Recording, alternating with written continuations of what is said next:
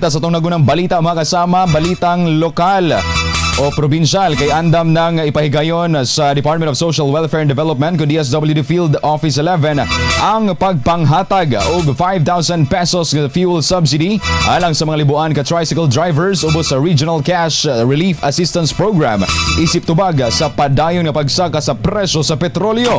Sugdan ang distribusyon karong Abril 8 hangtod 10, 2026 sa nagkadaiyang lugar sa rehiyon sa Davao. Diin gilaumang makabenepisyo ang mga rehistradong driver sa matag lungsod sa Dakbayan. Sumala sa DSWD 11 ang payout ipahigayon sa musunod nga mga lugar sa Island Garden City of Samal, Conigaco City Gym alang sa 1,791 ka benepisyaryo, Panabo City Gym alang sa 3,443 ka mga benepisyaryo, Tagum E-Park alang sa 2,788,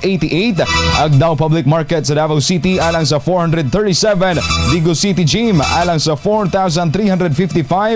ug Upper Bless Covered Court sa Mati City alang sa 1,856 ka mga driver. Gihangyo sa otoridad ang tanang benepisyaryo nga sundon ang ilang schedule ug siguruhong dala ang tanang gikinahanglang dokumento aron malikayan ang kalangan. RMN